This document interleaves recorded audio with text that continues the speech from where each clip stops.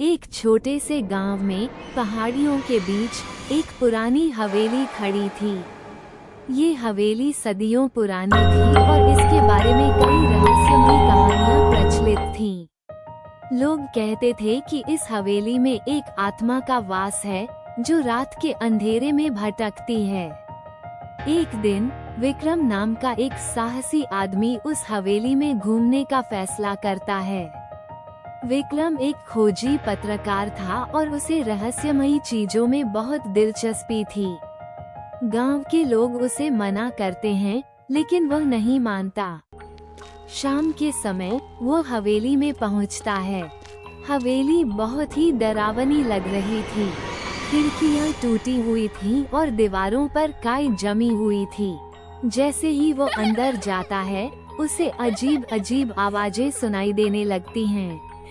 वो हवेली के कमरों में घूमता है। हर कमरा धूल और मकड़ी के जालों से भरा हुआ था। अचानक उसे एक कमरे में एक पुरानी तस्वीर मिलती है। तस्वीर में एक सुंदर महिला थी। विक्रम सोचता है यह जरूर हवेली की मालकिन होगी। तभी उसे एक ठंडी हवा का झोंका महसूस होता है और एक धीमी आवाज सुनाई देती है, तुम यहाँ क्या कर रहे हो? विक्रम डर जाता है, लेकिन वो हिम्मत नहीं हारता। वो आवाज की दिशा में देखता है और उसे एक आत्मा दिखाई देती है। आत्मा बहुत ही दुखी लग रही थी। वो बताती है कि उसका पति उसे धोखा देकर भाग गया था और उसने दुख में आत्महत्या कर ली थी। आत्मा कहती है, मैं तब से इस हवेली में भटक रही हूँ। मैं चाहती हूँ कि तुम मेरी मदद करो। मेरे पति की तलाश करो और उसे मेरे पास लाओ। विक्रम आत्मा की मदद करने का फैसला करता है। वो आत्मा से उसके पति के बारे में जानकारी लेता है और उसकी तलाश में निकल जाता है। वो घर आकर आराम करने लगा क्योंकि वो बहुत थक चुका था। उसके अंदर इतनी हिम्मत नहीं बची थी कि वो उस चुड़ैल के पति को ढूंढ सके। उसने फैसला किया कि वो अगले दिन से उसे ढूंढना शुरू करेगा। वो चुपचाप जाकर सो गया। अगले दिन उठा और उसने गांव के कुछ लोगों से बात की। भाई, क्या कुछ दिन पहले कोई आदमी उस हवेली में रहता था क्या?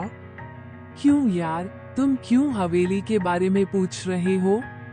पता है ना, जो हवेली के बारे में जानने की कोशिश करता है वो अचानक मर जाता है।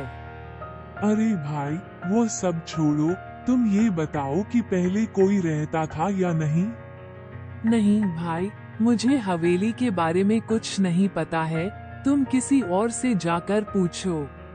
वो सोचने लगा कि कितने डरपोक आदमी रहते हैं। धीरे धीरे उसने बहुत सारे लोगों से बात की और किसी ने भी हवेली के बारे में ज्यादा जानकारी नहीं दी। फिर उसने फैसला किया कि क्यों न वो बड़े आचार्य से मदद ले। वो आचार्य के किले पर चला गया। आचार्य जी, मुझे आपकी कुछ मदद चाहिए। मैं एक बहुत बड़े चैनल में काम करने वाला पत्रकार हूँ। बोलो बेटा, तुम्हें क्या मदद चाहिए? मैं तुम्हारी मदद अवश्य करूँगा। महाराज जी, मुझे उस पुरानी हवेली के बारे में जानना है। तुम्हें उस हवेली के बारे में क्या जानना है? महाराज जी, क्या उस हवेली में पहले कोई आदमी रहता था जो अपनी पत्नी को छोड़कर वहां से चला आया? हाँ बेटा, बहुत पहले एक परिवार उसमें रहता था। वो परिवार दूसरे राज्य का था जो बहुत बड़े व्यापारी थे। उन्होंने उस महल को खरीद लिया था। अचानक वे एक दिन गायब हो गए। कुछ लोग बोल रहे थे कि उसकी पत्नी उसमें ही मर गई, इसलिए वे सभी उस महल को छोड़कर चले गए। महाराज जी, क्या आप हमें बता सकते हैं कि वो आदमी अभी कहाँ मिलेगा? बेटा, पूरा अच्छे से तो नहीं, पर मुझे जितना पता है वो यहाँ से कुछ दूर गांव में रहता है। अच्छा महाराज जी, धन्यवाद। इतना बोलकर वो चुपचाप अपने घर के रास्ते निकल गया और रास्ते में सोच रहा था कि वो उस आदमी को पहचानेगा कैसे और उसे ढूंढेगा कैसे। वह पूरे दिन पूछताछ करके थक गया था, इसलिए वो शाम होते ही घर जाकर सो गया। अगले दिन सुबह होते ही वो दूसरे गांव में उस व्यापारी को ढूंढने के लिए चला गया। कुछ ही घंटों में वो गांव में पहुंच गया। गांव में पहुंचने के बाद वो जानकारी इकट्ठा करने लगा, जिससे वो व्यापारी के घर का पता लगा सके। भाई, मैंने सुना है इस गांव में बहुत बड़े व्यापारी रहते हैं।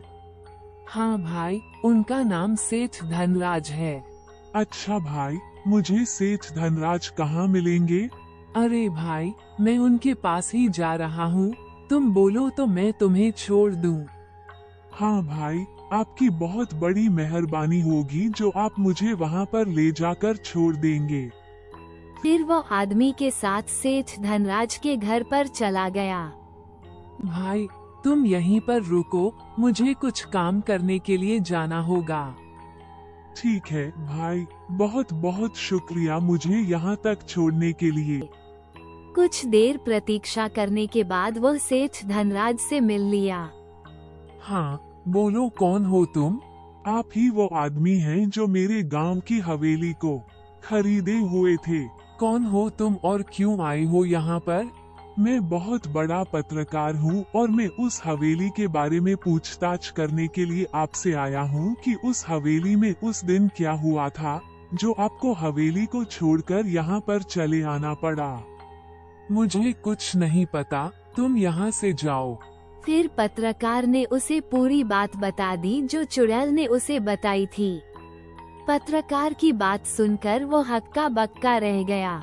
समझ नहीं आ रहा था कि वो क्या करे और क्या न करे। फिर पत्रकार बोला, तुम सच सच बताओ और मेरे साथ चलो, नहीं तो मैं तुम्हारी अभी वाली पत्नी को सारी सच्चाई बता दूंगा और कल के अखबार में भी तुम्हारा पूरा काला काम खोल दूंगा। नहीं नहीं भाई, मैं तुम्हारे साथ चलने के लिए तैयार हूँ। तुम जो बोलोगे मैं वह करूँगा, पर तुम ये बात और किसी को नहीं बताओगे। ठीक है, तो तुम अगले सुबह उसी गांव में आ जाना, मैं उसी गांव में जा रहा हूँ। ठीक है, मैं आ जाऊंगा। फिर विक्रम अपने घर पर आ गया।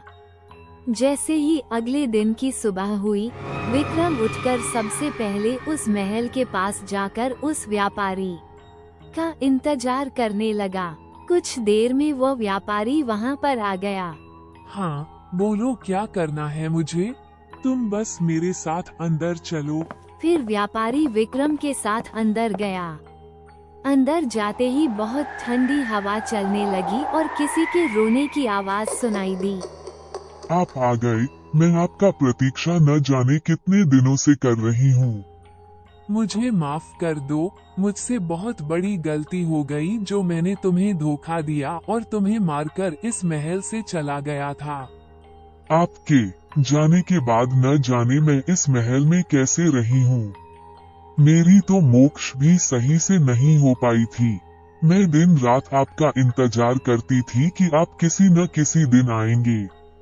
मुझे माफ कर दो, मुझसे बहुत बड़ी गलती हो गई थी। अब तुम बताओ कि मैं तुम्हारी इस गलती के लिए क्या कर सकता हूँ? बस आप मुझे अपना ले और कुछ नहीं। मैं तुम्हें कैसे अपना सकता हूँ? तुम तो एक भूत हो। नहीं, आप अगर मुझे अपना लेंगे तो मैं एक इंसान के रूप में बन जाऊंगी। अगर ऐसी बात है तो मैं तुम्हें अपनाने के लिए तैयार हूँ। मुझे पता था कि आप एक दिन जरूर आएंगे। कि मैं तुम्हें अपने के लिए तैयार हूँ। उसके थोड़ा देर बाद भूत गायब हो गया और धीरे धीरे कर के उसकी पत्नी इंसानी रूप में वापस आ गई। अपनी पत्नी को इंसानी रूप में देखकर के व्यापारी बहुत ही प्रसन्न हुआ। वह कहने लगा कि भाई, तुम्हारी बहुत बहुत शुक्रिया है। तुम्हारे कारण मैं अपने पापों का प्रायश्चित कर पाया हूँ। मैं तुम्हारे कारण से आज अपनी पत्नी को फिर से दोबारा पा लिया हूँ। हाँ भाई, तुम्हारे कारण से मैं फिर से इंसानी रूप में आ गई हूँ। अगर तुम ना होते तो शायद मैं कभी भी इंसानी रूप में तो आती ही नहीं। तुम्हारे जैसे आदमी की इस दुनिया में बहुत ही जरूरत है भाई। इतना बोल करके दोनों कोई अपने घर चले गए। विक्रम भी अपने घर पर आ गया। वह घर पर आकर अगले दिन से अपना पत्रकार का काम शुरू कर दिया।